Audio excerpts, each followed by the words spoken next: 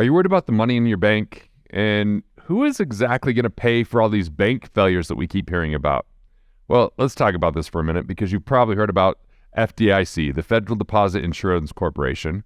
That started way back in 1933 to provide deposit insurance so that, depositors didn't feel at risk and in case there were bank failures. And by the way, there have been a lot of bank failures since 1933. The FDIC works by insuring deposits in member banks up to a certain amount, 250 grand, right? And to fund this insurance, banks pay premiums to FDIC based upon the amount of deposits that they hold. The FDIC also takes over failed banks and manages their assets in order to minimize losses and return funds to insured depositors. Although lately what we've been watching and what happened a lot in 2008 and 2009 is that these companies, these big banks like JP Morgan Chase, get to buy out another bank for, pennies on the dollar sometimes. So the FDIC also plays a role in regulating banks and promoting financial stability, although I'd like to say, look, we had the 08-09 banking crisis, and here we are in 2023, and we're going through it again. So maybe they haven't been doing a great job. They monitor banks to ensure they're complying with federal banking laws and regulations and that kind of stuff. So is more regulation the answer? Because why did we not have the type of regulation to prevent this issue another time around, just around a decade later from what we saw before? A little bit longer than a decade, but still not that long. And they're going to try to use excuses like the pandemic and stuff like that. But, I'm going to continue to do series on what's going on in this economy, how this impacts banks, what that means for you and your money, and kind of go through articles and give you additional insider information they might not be putting out there because maybe they have a bias, or maybe they don't want people to know, or maybe simply whoever their advertisers are part of the problem. So overall, the FDIC is their whole purpose is to promote public confidence in the banking system. Let's see if they deserve that and if it really should provide confidence, right? They're saying there's a safety net for depositors. How much can you count on that safety net is the other thing. So let's look at it. Right now, as of, 2020 was the last data that I could find. As of 2020, there was $117.9 billion at the end, December 31st, 2020, in the FDIC. So that includes cash and cash equivalents, investments, loans, all those assets. So the majority of the FDIC's assets are held in Deposit Insurance Fund, which is known as the DIF, which had a balance of $110.3 billion at the end of 2020. So the FDIC's expenses for the year totaled $2.2 billion, primarily related to bank failures and other resolutions. The FDIC also collected $18.9 billion in premiums from the insured banks during that year. So I just think it's important to look at some of these pieces. The FDIC's financial position can change over time as bank failures occur and based upon the premiums are collected. And it regularly, kind of semi-regularly updates these statements. So let's look at one really popular kind of story in particular. Silicon Valley Bank. That was a privately held commercial bank. And, so it doesn't always give you all their public numbers because they don't have to disclose all that. But at the end of December 31st, 2020, Silicon Valley Bank reported having $101.9 billion in assets, right? Which is basically what that bank size is. And it's worth kind of noting that, they're obviously Silicon Valley. So we got technology and sciences and venture capital industries, which is part of the reason it was such big news and we heard a lot about it. Now, let's go back for a minute to the 2008 Great Recession and the banking crisis and kind of look between 08, 09, because we know that was a pretty crazy, challenging time for the banking industry, which became a challenging time for many of us as there was a lot of concerns and fears and issues and economic recession. And a lot of the bank failures led to a compounded effect during that recession. So the FDIC did pay out billions of dollars to protect depositors. So according to the FDIC's reports, they paid $83 billion in deposit insurance losses between 2008 and 2010. That included payments made to insured depositors of failed banks, as well as payments made to cover losses on asset sales and other expenses that were associated with the bank failures. So the majority of these payments were made in 2009, which that was kind of the peak year for bank failures during the financial crisis. And during that year alone, the FDIC paid out a total of $36.2 billion in deposit insurance losses. But, look, even though some of these premiums are funded by insured banks, they can also borrow from the U.S. Treasury if necessary, right? So the U.S. Treasury, which is all these treasury bills, treasury notes, treasury bonds, is the government issuing, hey, if you'll give us money, we'll pay you an interest rate and we'll pay you back. This is part of the $31.5 trillion of debt that the government has. So while the financial crisis did create strain on the FDIC, they were able to kind of fulfill a lot of their stuff because of the government stepping in, because we're only talking about, it sounds like a lot, $36.2 billion here, but that's because of all of the money, which was trillions of dollars that flooded in by the government doing these things. And I'm going to talk about what those programs were really quick. So 2008, 2009, the U.S. government provided so much financial support to the banking industry in bailouts, loan guarantees, and all sorts of forms of assistance. The total amount during that period, well, it's hard to say exactly, but we do know a few statistics very specifically, right? So the Congressional Budget Office, the total cost of the Troubled Asset Relief Program, they call that TARP, T-A-R-P, which was the largest program aimed at stabilizing the financial system, was $432 billion with TARP, right? In addition to TARP, though, the government provided other forms of support to the banking industry, such as the Federal Reserve's emergency lending programs, which was $1.2 trillion at the peak. The government also provided guarantees for certain types of bank debt, as well as assistance to mortgage lenders and servicers. So overall, the total amount of support, if you watch The End of the Big Short, they say it's over $5 trillion to this industry. $5 trillion to a regulated industry, and then we're supposed to feel warm and fuzzy because there's the FDIC there, but the FDIC is just drops in a bucket compared to everything that happened. Now, I set this all up as I walk through two articles talking about the current situation we're in, and with this lens, we can start to see if this is really good information or limited information. Okay, so here we are. In Yahoo Finance, it says, many are worried about their bank account safety. Here's what they should know. So Carrie here says, nearly half Americans say they're worried about the safety of money they have in the bank. By the way, what are the other half of Americans? Just they don't have money in the bank, they weren't surveyed. Like, there's definitely cause for concern, right? She says a degree of angst not experienced since during the financial crisis of 2008. That wasn't that long ago when we have regulation and trillions of dollars and massive bank buildings in every single city that you go to in America.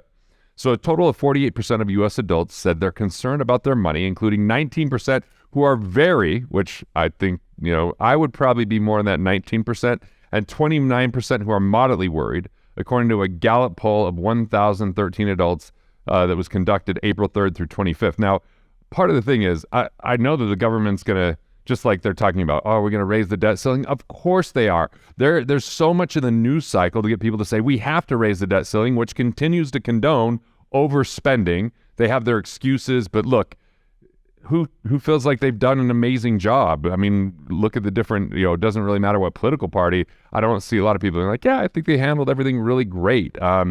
Yet we're going to reward them with allowing them to borrow more money and spend more. So anyway, moderately worried were some of them. This was 1,013 adults that were, conducted April 3rd through the 25th.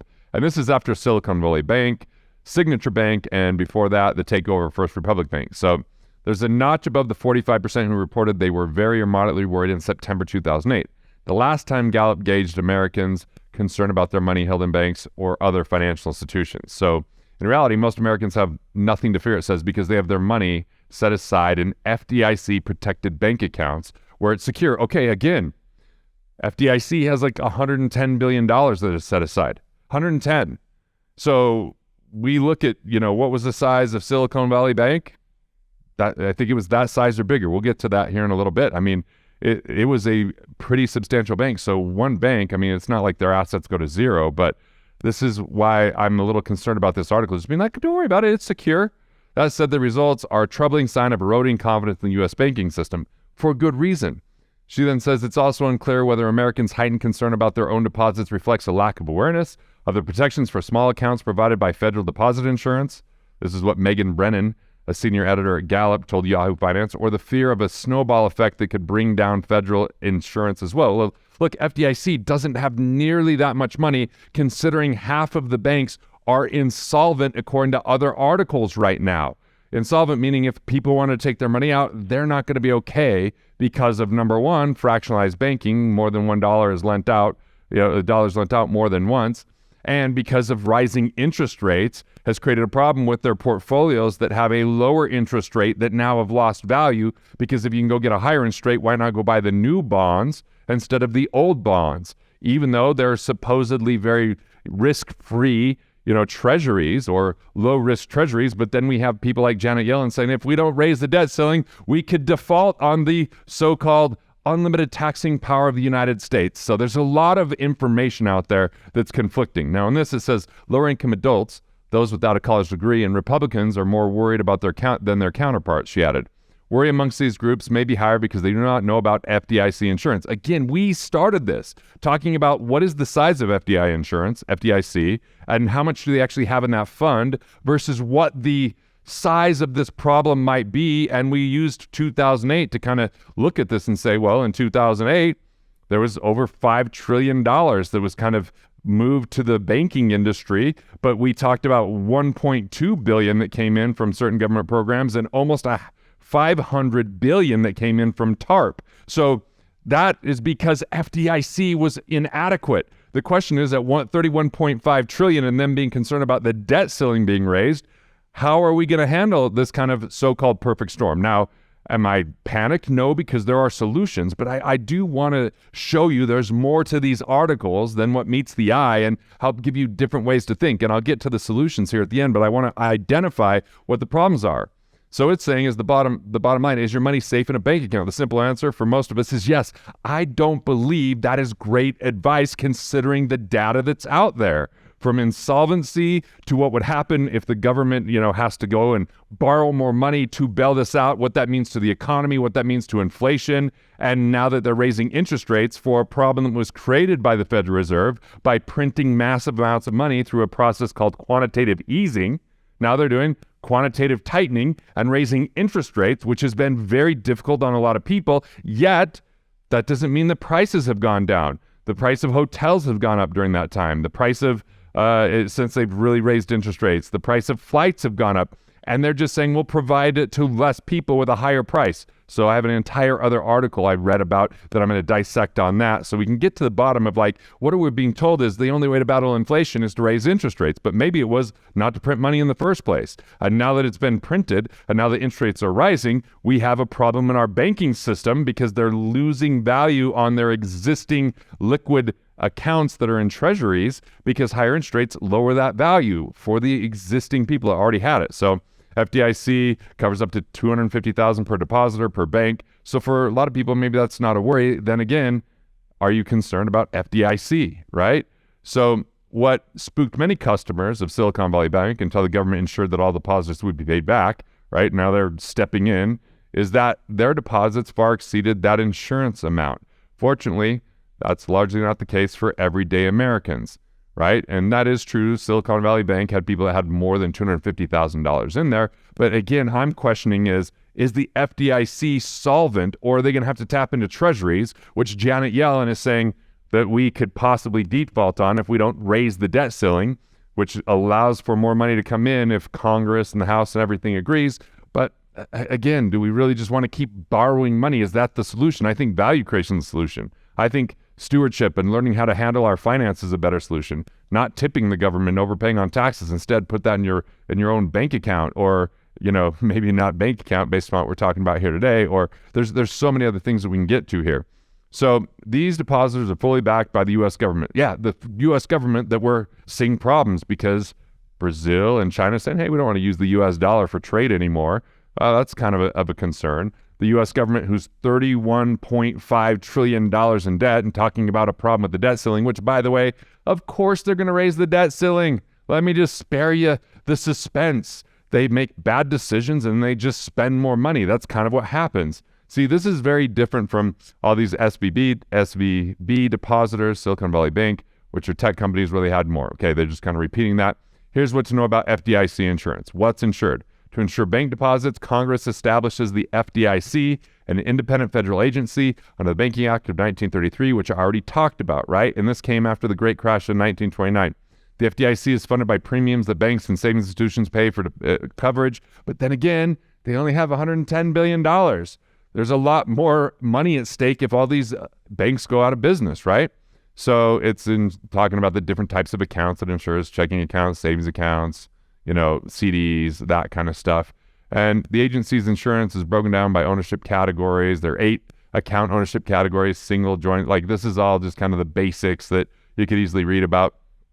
Then they're just talking about what would happen if you had $100,000. Okay, you're fully insured. But what if you're at $300,000? Well, 250 is insured, 50,000 not be covered. That's because it's per depositor, per FDIC insured bank. So this is why a lot of people will go and put money in different banks, so they're not just with one bank. That does happen, right?